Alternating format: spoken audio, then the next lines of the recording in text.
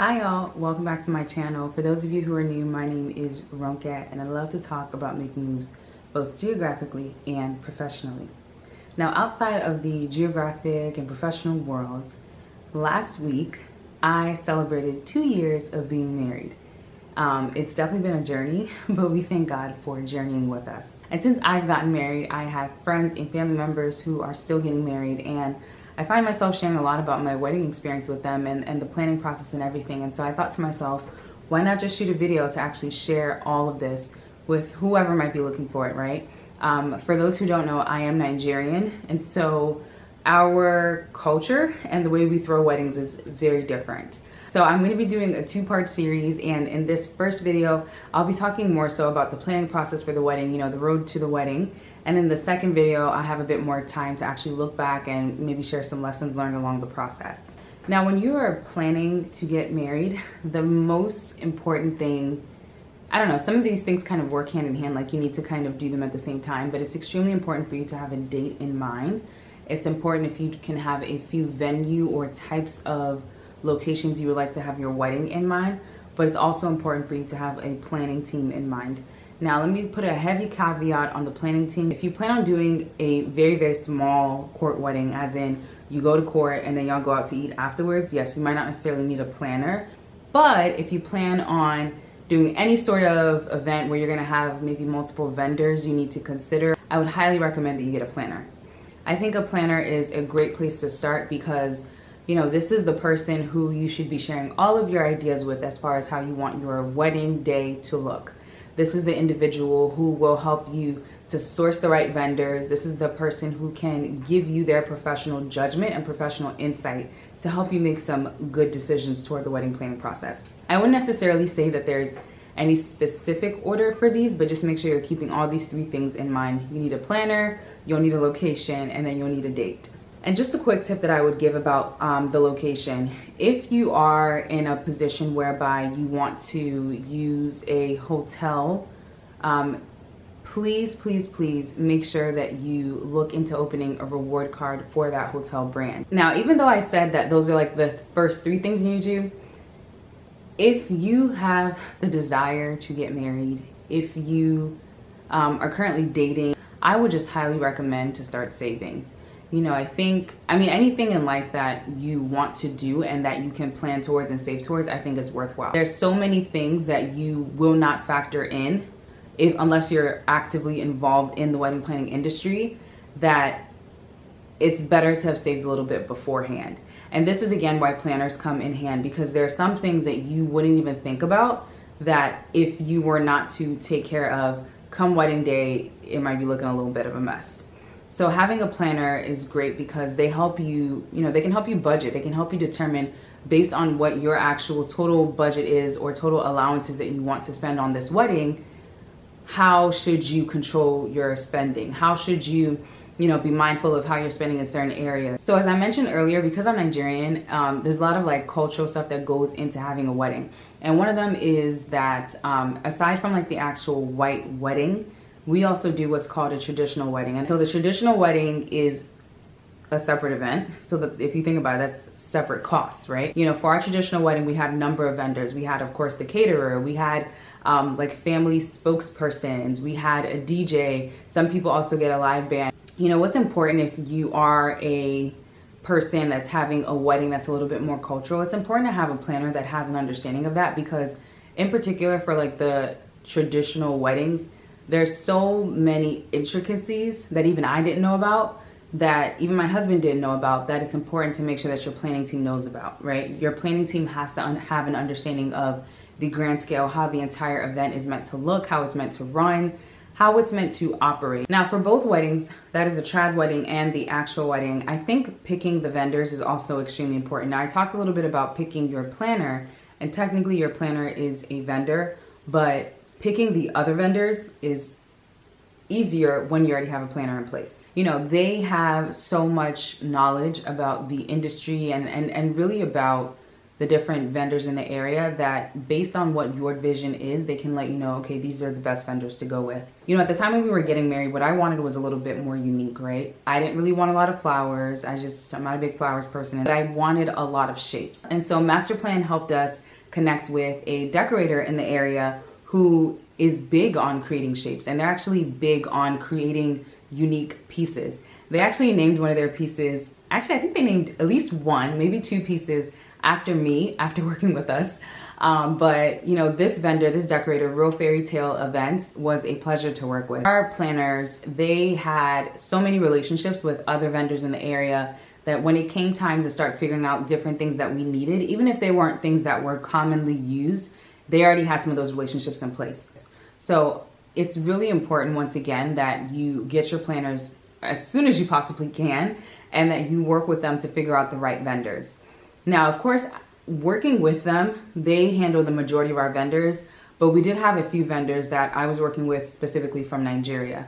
And so for my reception dress, for my outfit for our trad wedding, and then I think for some like bridesmaids gifts, I had 3 vendors from Nigeria, each handling, you know, one of those respective items. The vendor that was handling the trad outfit, my sister-in-law helped me find. And, you know, that was easy because my sister-in-law, she helps me find it. So it was really just her coordinating it for me and me just being available to answer any questions. And that was the same thing with the reception dress. And I absolutely love the work that they both did. I'm looking for something to wear that reception dress to again. So if y'all ever see me wearing my reception dress today, I don't want to hear it. I don't want to hear nothing about it. Just let me wear my dress in peace and let that be it. Okay. Now for the bridesmaids outfits, on the other hand, this was a vendor that I just kind of randomly found on Instagram, and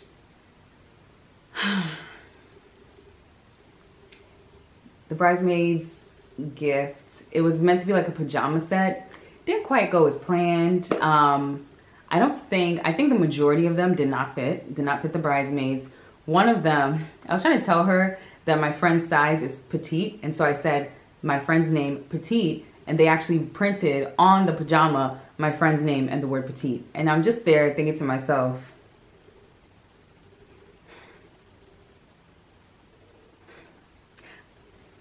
and I mean, maybe it's my fault because maybe I should have thought that they would take things literally, but I was just kind of like, hello?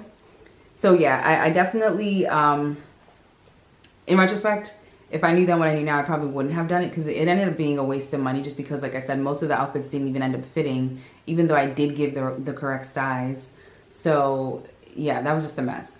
But in general, I would say that having worked with some vendors in Nigeria, I think if you have someone, or if you're working with vendors in general outside of the country, if they're either vendors that you already know, or you have someone that can at least be also a broker in terms of delivering messages or making sure things are okay, I think that would be ideal.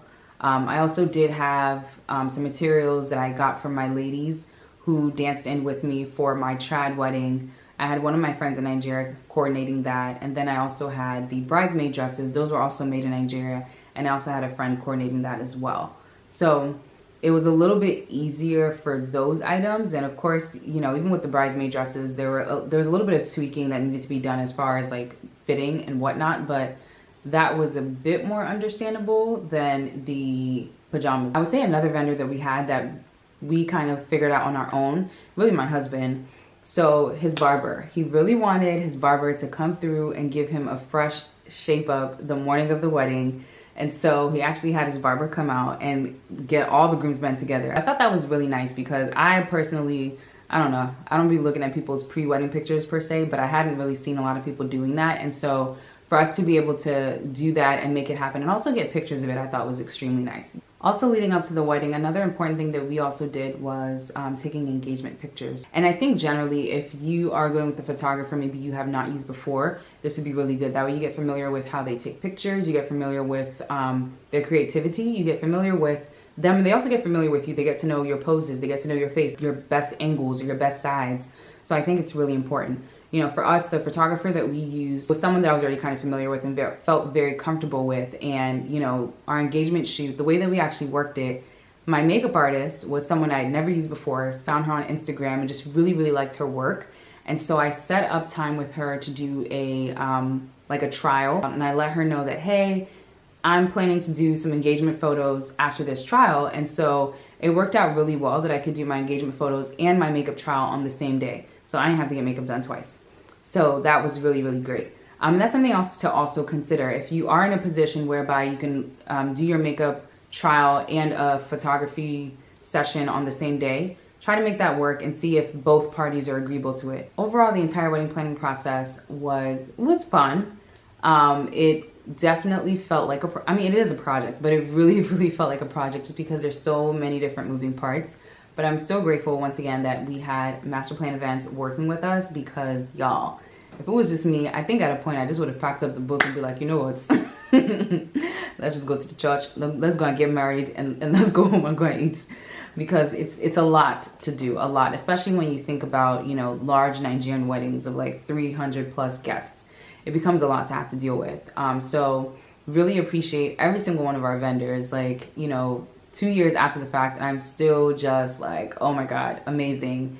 And like I said, I still have some friends who would reach out to me to ask me questions about the wedding planning process, or about dealing with our vendors, or who even asked me, who planned your wedding?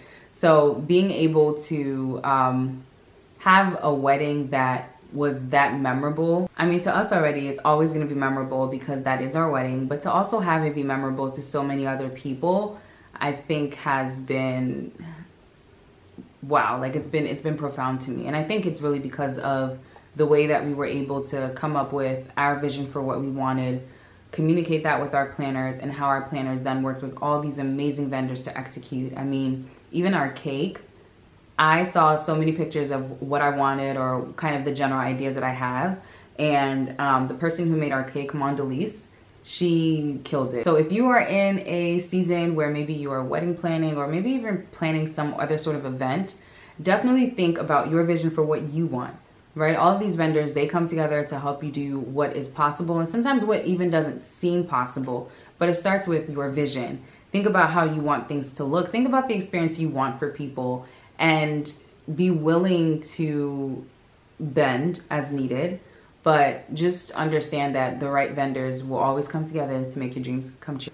Now, I know this isn't my usual brand of video, but I did want to share this because it is anniversary season over here in our household. And I'm still just amazed at how everything for our wedding went. So as I mentioned, I will be uploading a part 2 to this video as well. But let me know in the comments if you have any specific questions about the wedding planning process, or if you think I just did an amazing job. Clarify, we did an amazing job, my husband and I, with coming up with this vision, and our team of vendors and our planner, Master Plan Events, if they killed it. Let us know in the comments below what you think. I hope that you like this video, share with others, and subscribe to my channel for more travel, career, and sometimes other content. See you next time.